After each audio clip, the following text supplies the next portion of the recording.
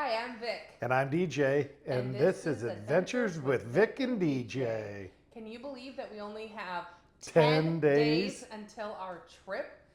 So today we just want to take a few moments and talk about a few little things that we have. We're going to talk about our bags, just some concerns that we might have, and maybe some of our predictions. So DJ, would you like to talk about the bag that we purchased for this trip?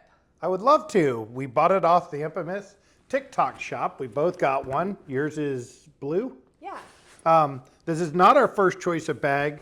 We had bought a different bag, but it had several compartments, and I didn't like that. So this one has one big compartment and then the front pocket, which is really going to be nice. We can get more stuff in here. It's all we're taking for, I believe, 13 nights. I'm a overpacker usually and overprepared, but Victoria has got me convinced you'll be fine. Just take enough for 1 week. We'll do laundry in the middle.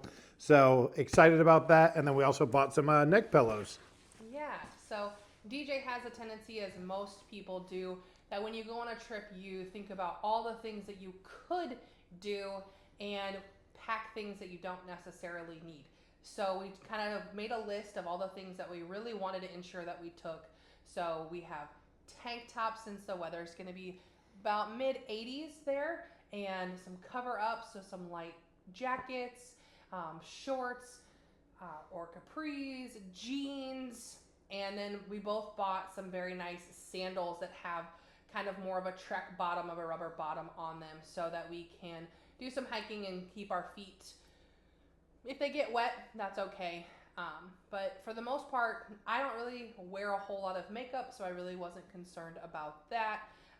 More just concerned with our toiletry products. What were some things that you wanted to make sure that was in your bag?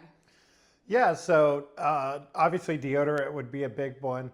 I do hear they use a lot of whitening in Thailand. They want their skin to be lighter. It's kind of a sign of affluence from the videos and podcasts I've listened to. So I was real concerned that we need to get our own sunscreen. So we made sure to pack our own sunscreen. Obviously, we're pasty enough. So I don't know what those chemicals do, and I don't really need to find out if they're going to affect me differently or not. So we went ahead, some of that stuff we did pack, although we do know Thailand is known for markets. And so whatever we do happen to forget, I guess we're just going to get to go haggle, which Victoria just loves to do. I'll Not let really. DJ do that. Yeah. No worries. No, so we are looking forward to maybe a little bit of shopping. I know a couple things we didn't pack were beach towels. If the resort doesn't have them that we're at, we'll just go buy a couple and we'll just donate them to the hotel at the end, I guess. So Absolutely. So thinking of our bags, we have 10 days until we leave, but our bags pretty much are already packed. We did a trial run and we have plenty of clothes. So the things that we were taking weren't necessarily our day-to-day clothes. So we did try everything on to ensure that everything fit and that everything fit in our bag. So one of the things that we also wanted to do was not spend any extra money on taking a checked bag. There are so many people that end up losing their checked bag or their luggage gets delayed, that this was one of those things that we just were able to say, what can we take on a carry-on bag that will fit right with us, that we don't have to worry about getting thrown around, taking any of our equipment with us that we're going to take along on our trip, so we don't have to worry about getting there and it being busted. I know I've traveled before with a camera in my checked bag, and I got to my destination and my lens was cracked. Luckily, it was just a removable lens that I could replace, but still, things can just get broken, and having your carry-on right there with you just makes it so you don't have to worry about getting to your destination. And both of us kind of being a little bit on the larger side, and knowing that we're going to an Asian culture where the people are a lot more petite than us. We just don't want to have to worry about not having any clothes, or DJ having to wear my clothes, or vice versa for the first couple days, especially because we're going to a place I've never been. Our first stop is going to be in Tokyo. So yeah, so one of our concerns about the flight coming up is, are we going to be jet lagged when we get there?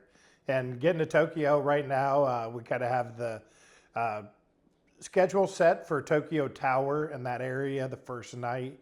It's a replica basically of the Eiffel Tower is what inspired it.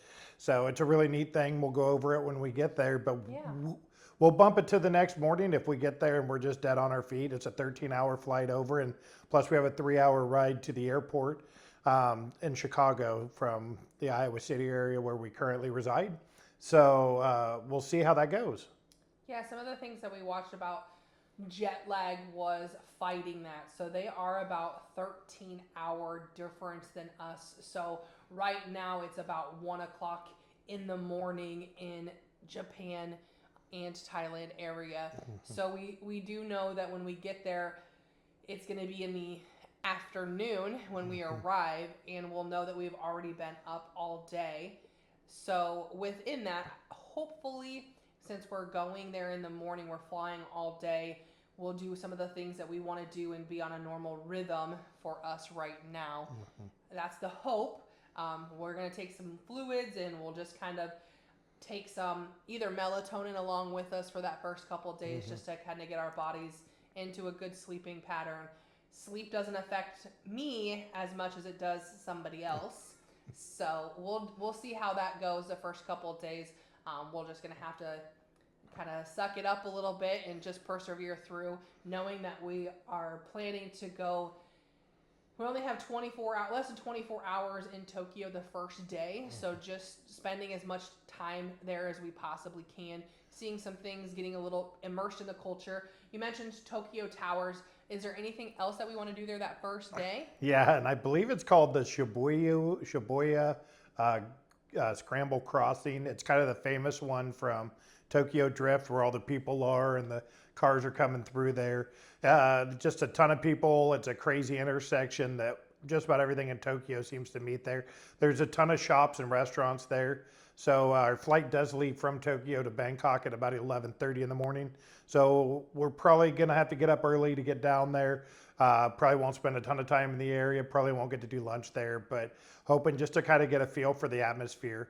The good news is we don't have to do everything. We're going to hit Tokyo on the way back for another just under 24 hours on the way home. So if we see anything or didn't get to do something, we'll push that back to then. But it's really just, I planned this trip when I saw that we could be in Tokyo for almost 24 hours on the layover. I couldn't pass up that chance. I've been to Tokyo.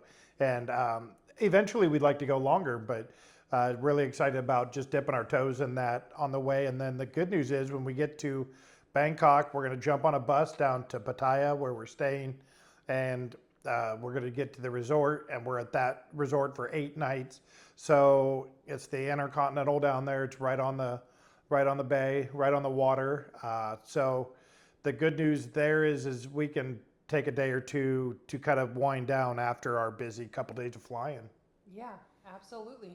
So within that, we know that we'll have a lot of travel. So that was kind of the reason that we decided to stay in Pattaya for 8 days versus Bangkok for 8 days. We kind of went back and forth a few times, but finally kind of decided that we wanted to be on that beach, more of that resort style, just some opportunities to relax. We know that we have a full itinerary that we've kind of figured out ourselves, so we'll just see how things go. And obviously just knowing that we have our own predictions in our head. DJ has been planning and looking at different videos, and I just for myself want to hope that we have everything, the expectations and all of the areas that we would love to go to.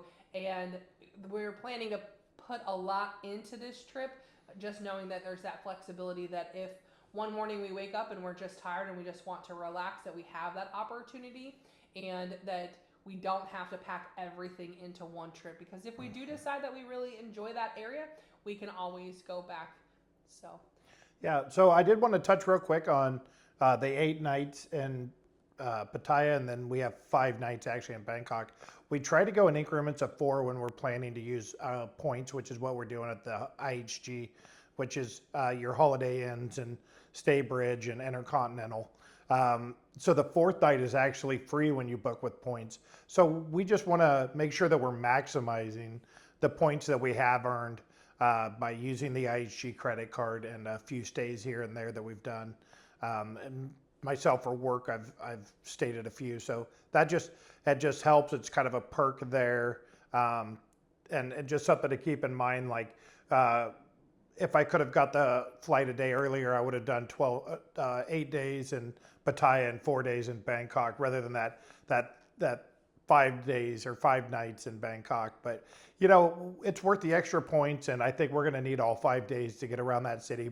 And I'm glad we're doing kind of our rest and relaxation before we get to Bangkok. So we might need a vacation when we get home from our vacation. But after being gone that long, I'm sure we're out to hit the ground running back when we get home.